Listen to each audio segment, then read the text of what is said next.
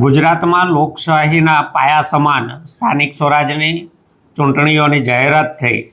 અત્યારે ફોર્મ ભરાવાની પ્રક્રિયા ચાલે છે.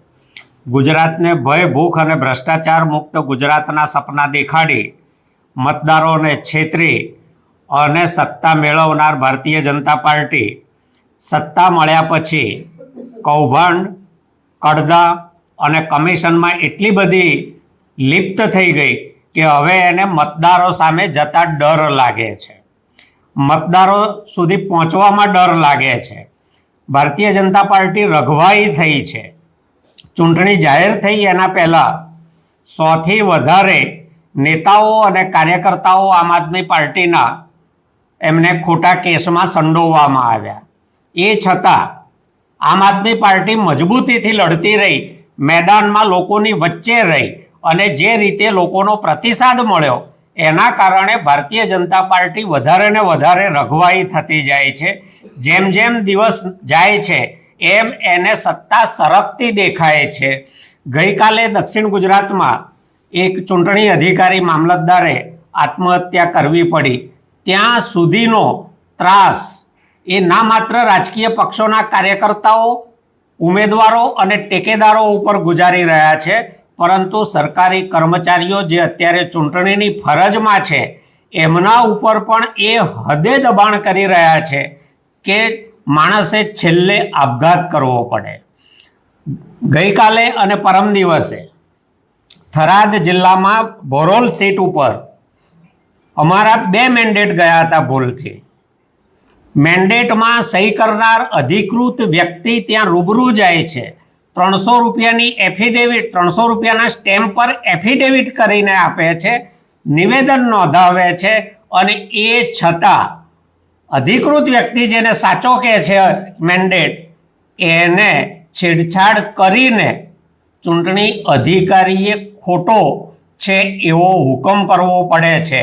ચૂંટણી અધિકારીના ચહેરા ઉપરની લાચારી, થઈ રહેલું દબાણ, ભવિષ્યમાં એમના ઉપર કાનૂની રાહે આવી પડનારી આફતો, આ બધું સાફ વંચાય છે અને છતાં એણે મજબૂરીવશ ખોટો હુકમ કરવાની ફરજ પડે છે. એ હદે ભારતીય જનતા પાર્ટી અત્યારે ચૂંટણીની પ્રક્રિયાને અવરોધી રહી છે. લોકશાહીનો પાયો છે સ્થાનિક સ્વરાજની સંસ્થાઓ. ભાજપે 32 વર્ષ કરતાં વધારે ગુજરાતમાં સત્તા ભોગવી છે અને 32 વર્ષના શાસન પછી કામને નામે, પોતે કરેલી મતદારોની સેવાને નામે મત માગવાને બદલે અત્યારે ઉમેદવારોને ડરાવવા પડે છે, ધમકાવવા પડે છે, લલચાવવા પડે છે અને આવા એમની સામે ઉમેદવારી કરનાર તમામ ઉમેદવારો, એમાં ખાસ આમ આદમી પાર્ટીના ઉમેદવારો જેમને લોકોનું વધારે ને વધારે સમર્થન મળી રહ્યું છે, એમના ઉપર દબાણ વધારી રહ્યા છે. ભારતીય જનતા પાર્ટીને હું આપના માધ્યમથી સ્પષ્ટ કહેવા માંગુ છું કે તમને જે દેખાય છે એ જ અમને પણ દેખાય છે. તમને સ્થાનિક સ્વરાજમાં સરી જતી સત્તા પછી જીવનનો શેષ ભાગ જેલમાં દેખાય છે. અમને પણ ખબર છે કે તમે સત્તા માટે શા માટે આટલા હવાતિયા મારો છો. તમે જાણો છો કે તમે જે કૌભાંડો કર્યા છે, તમે જે ગુજરાતના લોકોના કડદા કર્યા છે, તમે જે કોન્ટ્રાક્ટોમાં કમિશન ખાધા છે, એ બધાનું અંતિમ પરિણામ જેલ છે. એટલે એન કેન પ્રકારે તમે સત્તા ટકાવી રાખવા માંગો છો. આજે તમે ઉમેદવારો ઉપર દબાણ કરો છો, ભવિષ્યમાં તમે મતદારો ઉપર પણ દબાણ કરી શકો. મતદારોએ પણ જાગવાનો સમય છે કે આજે જે લોકો સત્તાના બળે ઉમેદવારોને ડરાવવા, ધમકાવવા, લલચાવવાની કોશિશ કરે છે, ટેકેદારોને ટેકો પાછો ખેંચવા માટે ફરજ પાડે છે, પોલીસને આગળ કરે છે, એલસીબીના જવાનો ઉમેદવારોને ફોન કરીને લાલચ આપે છે, ધમકાવે છે, ફોર્મ પાછું ખેંચવાનું દબાણ કરે છે. અમારા પ્રાંતિજના એક ઉમેદવારને એના ખેતરમાં 600 પેટી દારૂ ઉતર્યો છે એટલે તમે પોલીસ સ્ટેશન આવી જાઓ. અરે ભાઈ, 600 પેટી દારૂ ઉતર્યો છે તો જઈને જપ્ત કરો ને, ઉમેદવારને શા માટે પોલીસ સ્ટેશન બોલાવો છો તમે?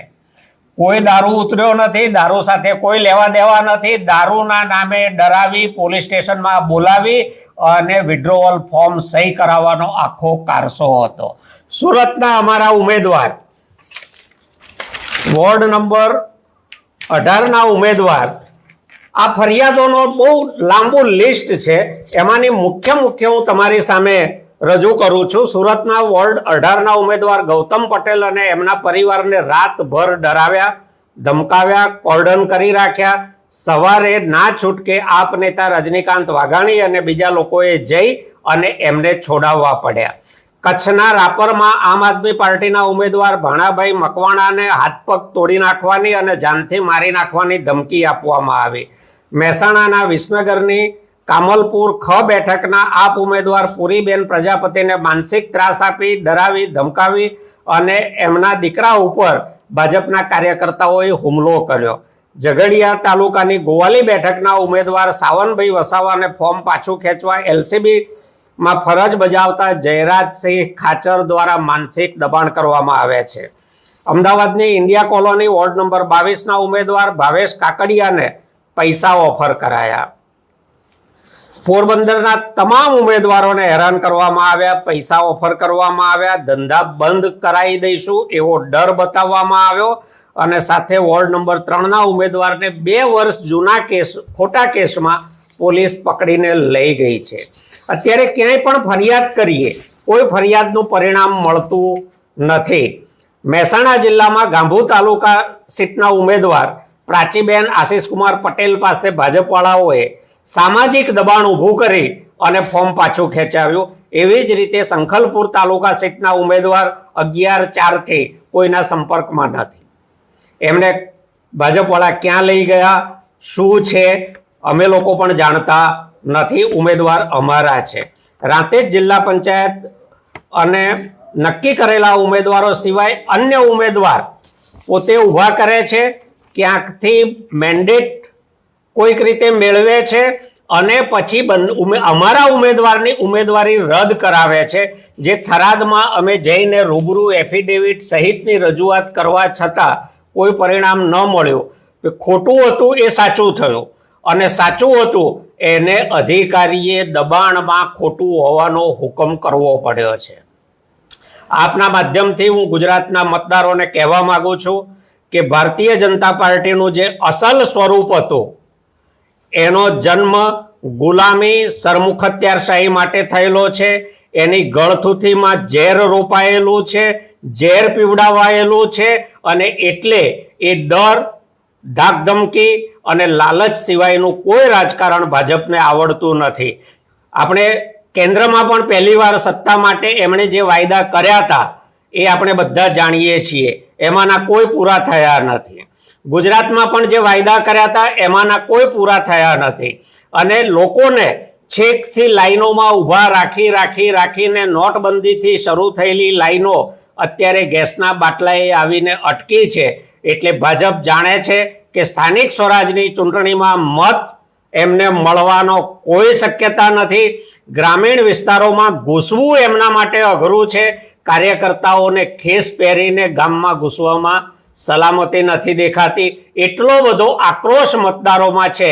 ત્યારે એક જ જે ઉપાય બચે છે કે હરીફ ઉમેદવારોને બધાને મેદાનમાંથી હટાવી દેવા અને બિનહરીફ થઈ જવું. આ બિનહરીફ થવા માટેના હવાતિયા છે. કડદો, કમિશન અને કૌભાંડ ટકાવી રાખવા માટેના હવાતિયા છે.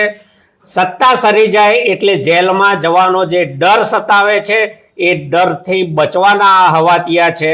આપના માધ્યમથી હું ગુજરાતના મતદારોને આશ્વસ્ત કરવા માંગુ છું કે ભાજપની તમામ પ્રકારની જોહુકમી સામે, એના દબાણ, લાલચ સામે આમ આદમી પાર્ટીના ઉમેદવારો મજબૂતીથી લડશે, બરાબર ટક્કર આપશે.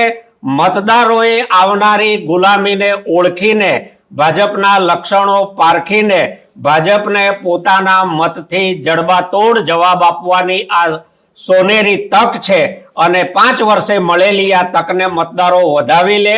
ભાજપના જોરદાર મતરૂપી તમાચો એના ગાલે એવો મારે કે એની નિશાની ભાજપને વર્ષો વર્ષ યાદ આવવી જોઈએ.